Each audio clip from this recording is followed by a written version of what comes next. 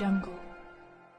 अनैतिक संबंधात पती ठरत होता अडसर, पत्नीने प्रियकराच्या साहाय्याने केला खून.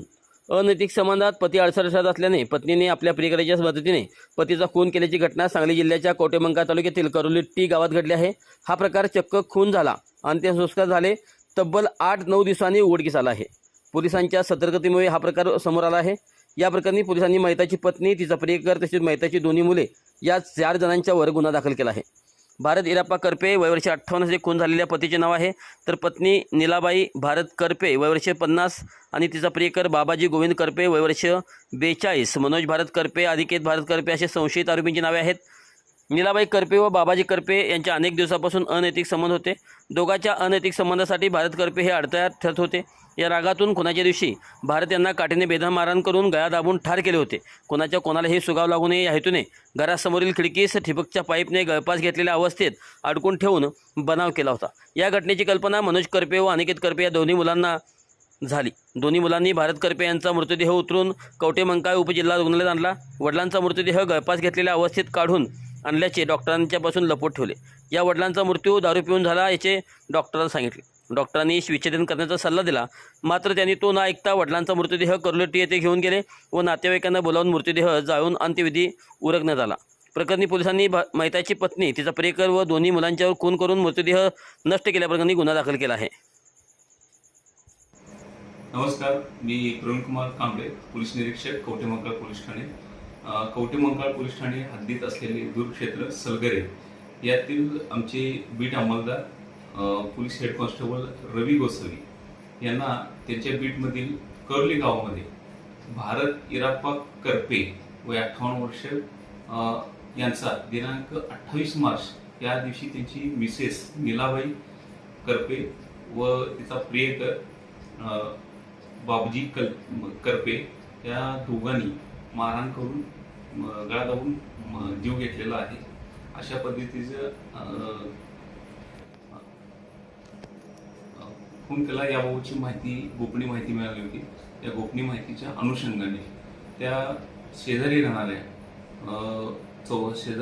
लोकांकडे चौकशी केली असता त्या दिवशी 9:15 वाजताच्या सुमारास भारत इराप्पा करपे यांना नीलाबाई, त्यांची पत्नी नीलाबाई व बाबजी करपे ही दोघं मारहाण करताना पाहिलेली लोक होती.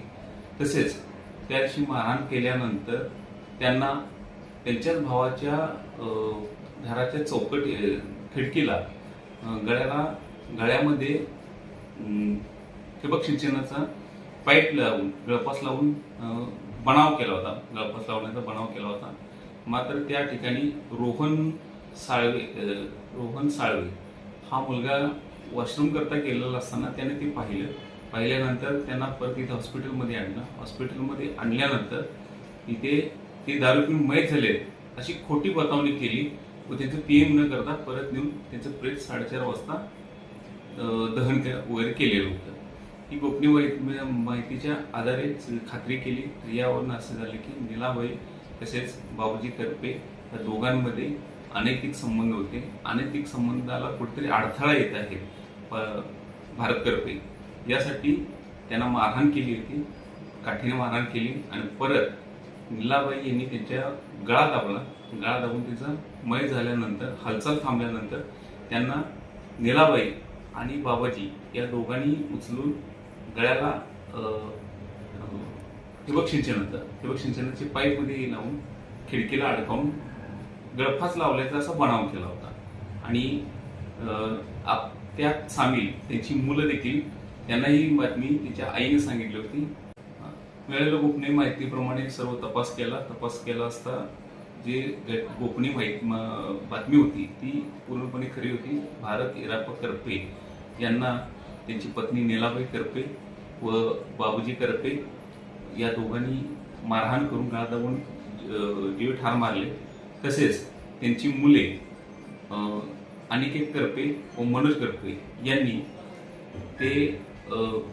त्यांचे प्रेत विल्हेवाट लावण्यासाठी त्यांनी मदत केलेली आहे.